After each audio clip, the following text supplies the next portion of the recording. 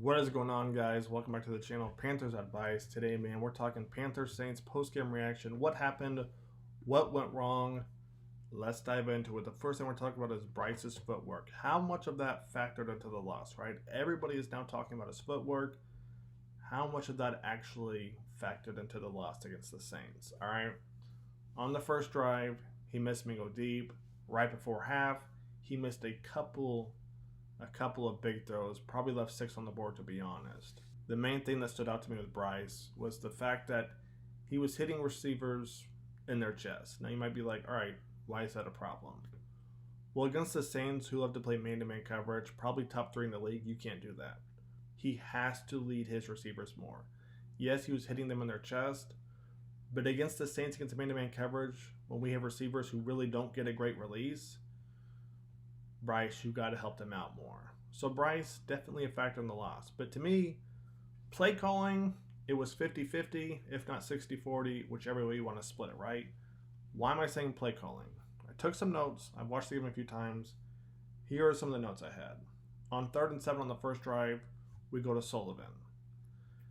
To me, this just can't be it. I mean, maybe I'm not seeing something. Comment below if I'm missing something. But the Saints cover 2-man. It's going to take Sullivan, like I said before, he's a big guy. It's going to take him an extra 2 seconds to get off the line. You got the DB playing underneath. You have the safety over the top. That's going to be a tight throw for Bryce to make. All right? On the 3rd drive, 3rd and 3, they go to a corner route with Adam. Once again, man, Adam, a great route runner, right? Saints, top 3 when it comes to man-to-man coverage in the NFL. Adam's not the fastest guy. So even if he gets a split second release, the DB is going to catch back up, right?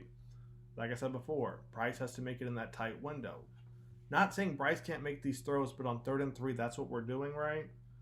Then as we jump to the 6th drive, it's 4th and 1. They run a rub concept, which we're going to go over more tomorrow on film. They run a rub concept. I think it was DJ and Adam. Who do the Panthers have Bryce go to? DJ over the top. Now, Bryce underthrows it, but on 4th and 1, why are we doing that, right? Why are we going deep on 4th and 1? That's when you use Adam, right? That doesn't make any sense to me. Like I said before, 7th drive, Bryce missed a couple throws before half. This was a big one to me. Miles gets that big run, all right? We're on the 1-yard line. What do? First down, they're in the spread. So we're 5 yards back, right? 3 to 5 yards back in the spread. Is Hubbard back there? No, it's Miles. What happens? Miles gets nothing. 2nd down, they run a play action. There's no rub route. There's no high-low read. There's no flood concept. There's no check down for Bryce. They run the play action doing none of this stuff, right? Nothing to confuse the defense. Why are we doing that? And on 3rd down, nothing is open. Where is Hubbard?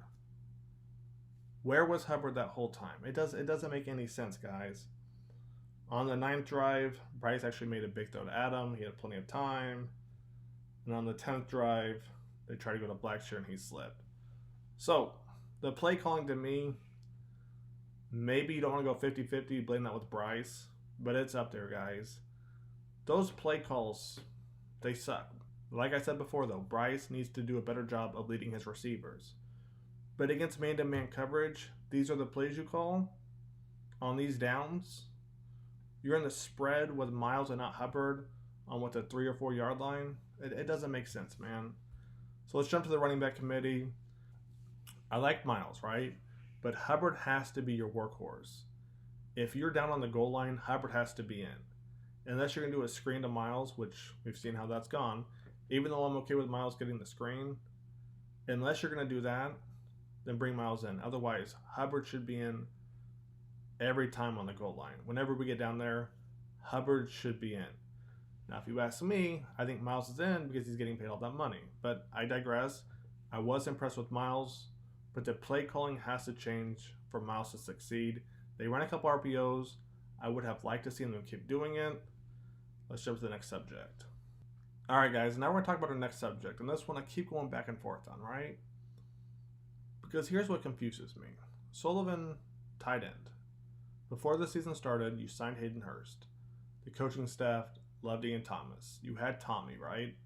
It seems like Sullivan has now passed all of them. You had all those receivers, and now it seems like Sullivan is the third receiver to go to. It goes Adam, Mingo, and then depending on the quarter or half, DJ or Sullivan. I'm confused what the Panthers are trying to do here. I like when they line up Sullivan on the outside, right? One-on-one with the DB, all right. Basically run a fade route, a comeback route, let him create separation. But twice they had him in the slot. It was 3rd and 7 on the first drive, right? Bryce tried to hit him, and they ran an RPO with Sullivan going across the middle. And it's nothing against Sullivan, though, right? There's only a few tight ends who I would actually want running across the middle. Kittle, Kelsey, maybe Andrews, and I'm probably missing one guy or another guy, right? But that's it. Why Sullivan is our slant guy, our go-to on 3rd down from the slot? Y'all got to make it make sense. I don't understand it. And it's not on him, right? The coaches put him there. I don't understand the personnel with these play calls. Yes, I'm glad they're trying new things. I like the RPO, a little reverse with Amir. But then they never went back to the reverse. I think they did on the Miles Sanders thing, right? They had Amir go in the backfield. And then Miles Sanders took that big run. And then they ran a reverse.